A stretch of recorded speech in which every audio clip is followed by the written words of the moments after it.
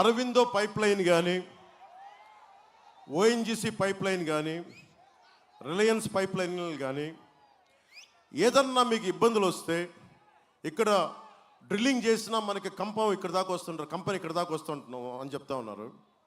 నేను దేశ స్థాయిలో సత్సంబంధాలు ఉన్న వ్యక్తిని.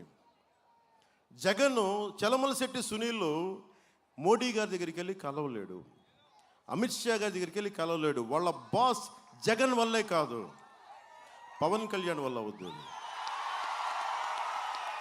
పవన్ కళ్యాణ్ జనసేన పార్టీ తంగెళ్ళ ఉదయ్ శ్రీనివాస్ వల్ల అవుద్ది. ఎందుకంటే అది అతను మా ఎంపీ అని చెప్పగానే అందరూ మర్యాద ఇస్తారు.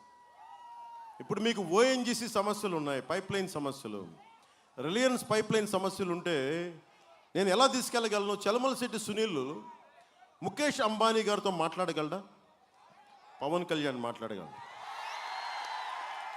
ఓఎన్జీసీ సమస్యలు ఉన్నాయి, మీరు వెళ్ళి ఢిల్లీలో కూర్చొని నేను ఆంధ్రప్రదేశ్ నుంచి వస్తున్నాను, కోస్తా జిల్లాల నుంచి వస్తున్నాను, ఇక్కడ మాకు ఓఎన్జీసీ పైప్ లైన్స్ వల్ల మాకు ఇంత పొల్యూషన్ జరుగుతూ ఉంది, దీన్ని మీరు సరిదిద్దాలి. ఇప్పటికి మీరు 200 కోట్లు ఇచ్చామని మీరు అంటారు, కానీ 200 కోట్లు స్థానికంగా ఉండే నాయకులు తినేస్తున్నారు. నాకు డబ్బు వద్దు, మా ప్రజలకు కావాల్సింది కాలుష్యం, మీరు అభివృద్ధి చేసుకోండి, కానీ మా పొలాలకి మా తీర ప్రాంతాలకి కాలుష్యం జరగకూడదు. అలాగే చెప్తున్నాను, అరబిందో వాళ్ళు చేసిన ఏ కాలుష్యమైనా సరే తునిలో కానీ మొత్తం మీద మనకి దివ్వీస్ కానీ అందరూ గొడవలు చేస్తున్నారు, డబ్బులు తీసుకొని వదిలేస్తున్నారు. నేను మిమ్మల్ని కూర్చోబెట్టి నడిపిస్తాను, ముందుండి నేను నడిపిస్తాను.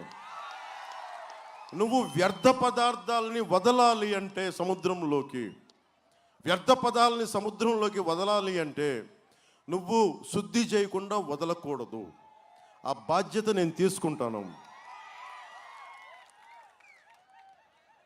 ఇప్పుడు మీకు సామాజిక భవనాలను నిర్మించారు. మీకు మనకి ఉప్పాడ కొత్తపల్లి మండలం మత్స్యకారుల కోసం 3 సామాజిక భవనాలు నిర్మించారు.